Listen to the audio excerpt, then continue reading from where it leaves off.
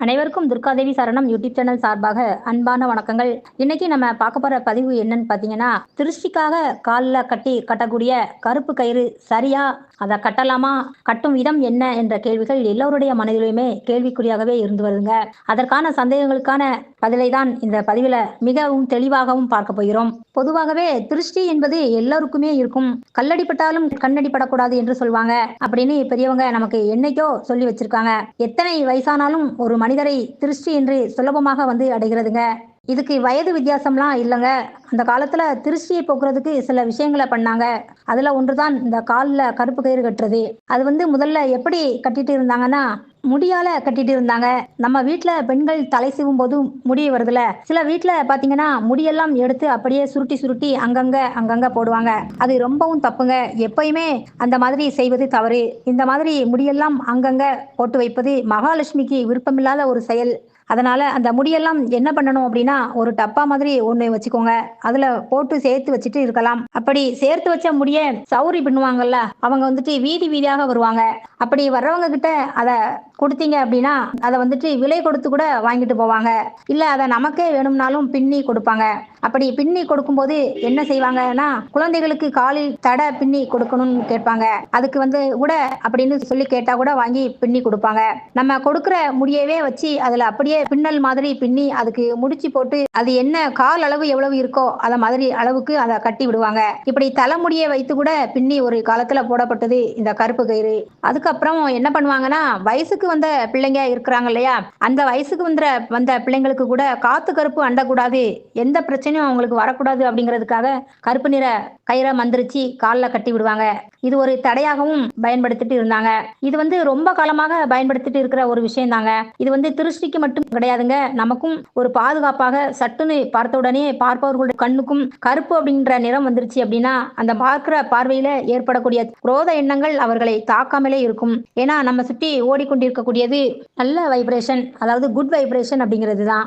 எதிராளிகிட்ட இருந்து வரக்கூடிய ஒரு எதிர்மறை எண்ணங்களானது குறைந்து கொண்டே வருங்க. அப்போ மீண்டும் மீண்டும் நம்மளை நாமே புதுப்பித்துக் கொள்வதற்கு அடிக்கடி என்ன பண்ணணும் அப்படின்னா, அதை புதுப்பிச்சுக்கிட்டே இருக்கணும். அதுக்கு தான் சுத்தி போடுறது, திருஷ்டி கழிக்கிறது, இந்த மாதிரி நிறைய விஷயங்களை நம்ம பெரியவங்க நமக்கு சொல்லி கொடுத்துருக்காங்க.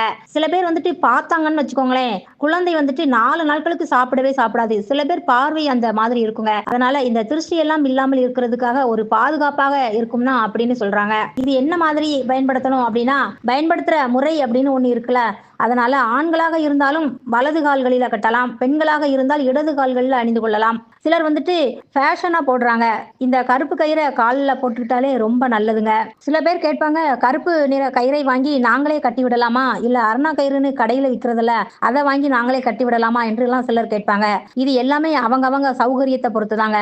ஆனா இதை கட்டிக்கிறதுக்கு சில முறைகள் இருக்குங்க. அந்த முறைகளை நம்ம மறந்துடக்கூடாது. இதுல 5 முடிச்சு போட்டிருப்பாங்க, சிலர் 9 முடிச்சு போட்டிருப்பாங்க. இதுல முடிச்சுகள் போட்டிருக்கும். அந்த முடிச்சுகளோட நாம எடுத்துக்கிட்டு போய் பூஜை பண்ணி வழிபாடு பண்ணி நாம கட்டிடணுங்க.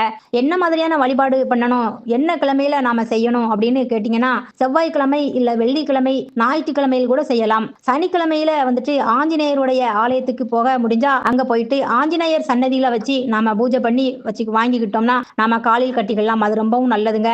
அங்கேயே வச்சு கட்டிக்கிடலாமானா கட்டிக்கிடலாம், தவறே கிடையாது. வீட்டுல எங்களால சனிக்கிழமை எல்லாம் ஆஞ்சநேயர் கோவிலுக்கு போக முடியல, பக்கத்துல எங்கேயுமே கிடையாது, எங்களால போறதுக்கு வாய்ப்பு இல்லைங்க, அந்த மாதிரி நீங்க சொன்னீங்க அப்படின்னா, ஏற்கனவே சொல்லியிருக்கிற கிழமையிலே உங்க வீட்டு பக்கத்துல இருக்கிற எந்த கோவிலாக இருந்தாலும் அதுல காளி இருந்தாங்கன்னா அங்க போயிட்டு அந்த சன்னதியில வச்சு வழிபடலாம். இல்ல பைரவர் இருக்கிறாரு, அந்த பைரவர்கிட்ட வழிபாடு பண்ணலாம். இதெல்லாம் எதுக்காக இந்த தெய்வங்கள் எல்லாம் சொல்றோம் அப்படின்னா, உங்களுக்கு எந்த தெய்வம் வழிபடுறதுக்கு வசதி இருக்கோ அவங்கள நீங்க வழிபாடு பண்ணலாங்க. ஒரு சிவன் கோவில்னு இருக்குதுனாலே அங்க கண்டிப்பான முறையில பைரவர் இருப்பார். கிராமத்துல காளி கோவில் இருக்கும். அதனால இதை பற்றி நீங்க கவலையே பட வேண்டாங்க. காளி, பைரவர், சூலினி தேவி, ஆஞ்சநேயர், இந்த மாதிரியான தெய்வங்கள் எல்லாம் நாம வழிபாடு பண்ணிட்டு அங்க வச்சு நாம பூஜை பண்ணிட்டு அதுக்கப்புறமா அந்த கயிறை எடுத்துட்டு காலில் கட்டிக்கலாம். இதை யாரெல்லாம் கட்டலாம் அப்படின்னு கேட்டீங்கன்னா, குழந்தைங்க கட்டலாமா, தாராளமா கட்டலாம். மாசமா இருக்கிறவங்களுக்கு கட்டி விடலாமா அப்படின்னா கட்டி விடலாங்க. அவங்களுக்கும் குழந்தைகளுக்கும் சேர்த்துதான் திருஷ்டி இல்லாமல் இருக்கும். வயசானவங்க கட்டி விடலாமானா இதுல வயசு வித்தியாசம் எந்த விதமான பேதமும் கிடையாதுங்க. சரிம்மா, இந்த கயிறு வந்துட்டு கொஞ்ச நாட்கள் கட்டியிருக்கோம். ஆனா எவ்வளவு நாள் கட்டலாம் அப்படின்னு கேட்டீங்கன்னா, அது வந்துட்டு 1 மாசம் இல்ல 6 மாசம் இந்த கயிறோட தன்மையும், நீங்க எவ்வளவு நாள் கரெக்ட்டா வச்சிருக்கீங்க அப்படிங்கிறதையும் பொறுத்துதாங்க. அதனால இது எவ்வளவு நாள் காலில் இருக்குதோ, அவ்வளவு நாள் இத வச்சுக்கிடலாம். ஆனா இத வந்துட்டு 6 மாசத்துக்கு ஒரு தடவை மறுபடியும் புதுப்பிச்சு, ஒரு புது கயிறை வச்சு திரும்பவும் பூஜை பண்ணி நாம கட்டிக்கிடுறது அப்படிங்கிறதும் ரொம்ப விசேஷமானதுங்க. அதனால எல்லாமே உங்களோட சௌகரியத்தை பொறுத்து தான் பார்த்துக்கோங்க. கால்ல வந்துட்டு கருப்பு கயிறு கட்டுவதனால குழந்தைகளுக்கும் திருஷ்டி இல்லாம இருக்கும். கர்ப்பிணி பெண்களுக்கும் ஒரு பாதுகாப்பாகவே இருக்கும். எல்லோருக்குமே இது ஒரு பயனுள்ளதாகவே இருக்குங்க. சிலர் வந்துட்டு சொல்லுவாங்க, எங்க குடும்பத்துக்கு கருப்பு கயிறு ஒத்துக்காது. பல குடும்பங்கள்ல அப்படி உண்டுங்க. சிலர் வந்துட்டு கருப்பு உடை நாங்க வந்து போடவே மாட்டோம். எங்களுடைய குலதெய்வத்திற்கு கருப்பு ஒத்துக்கிடாது. நாங்க கருப்பு பயன்படுத்துறதே கிடையாது. அதுக்கு பதிலாக நாங்க சிவப்பா வந்துட்டு கட்டிக்கிடலாமா அப்படின்னு கேட்டா, சிவப்பு கயிறு கட்டுறது இல்லங்க. கருப்பு கயிறு தான் கட்டணும். இது வந்துட்டு ஒத்துக்கிடுச்சு அப்படின்னா அப்படியே கட்டிக்கலாம். இல்ல எங்களுக்கு ஒத்துக்காது அப்படின்னா இத நீங்க கட்டவே வேண்டாங்க. அதற்கு பதிலாக வெவ்வேறு நிறைய வழிகள்லாம் இருக்கு. கடைகள்ல வந்துட்டு இரும்புல, அதாவது விரலில் போடுவதற்கென்றே தடை என்று சொல்லி மெட்டி மாதிரி போடக்கூடிய ஒன்று இருக்குங்க. அத மாதிரி கூட போடலாம். அதே மாதிரி கொலுசு போடலாங்க. தண்ட போடலாம். இந்த மாதிரியான இதெல்லாமே பெண்கள் வந்துட்டு வேறு விஷயங்களை பயன்படுத்தி போட்டுக்கிடலாம். ஒரு சிலருக்கு எங்களுக்கு கருப்பு ஒத்துக்கிடும் அப்படிங்கிறவங்க தாராளமாக இந்த மாதிரி கால்ல கருப்பு கயிறை கட்டி விடலாம். ஆனா வந்துட்டு கருப்பு கயிற கால்ல கட்டுறதால எந்த பிரச்சனையும் வராதாமா அப்படின்னு கேட்டீங்கன்னா, இதெல்லாம் ஒரு நம்பிக்கை தாங்க. இந்த நம்பிக்கை அப்படிங்கிறது ஒவ்வொருத்தருக்கும் ஒவ்வொரு மாதிரி மாறும். ஒவ்வொருத்தரும் எதுல நம்பிக்கை வச்சுக்கிறாங்களோ, அந்த நம்பிக்கையை இறுக்க பிடிச்சுக்கிட்டு அவங்கவங்க வாழ்க்கையில நல்லதே நடக்கும் அப்படின்னே சொல்லிட்டு போறாங்க. அதனால தான் பெரியவங்க நமக்கு ஒரு சில விஷயங்கள நமக்கு உணர்வு ரீதியாகவும், ஒரு சில விஷயங்கள அறிவியல் ரீதியாகவும் நமக்கு சொல்லிக் குடுத்துருக்காங்க.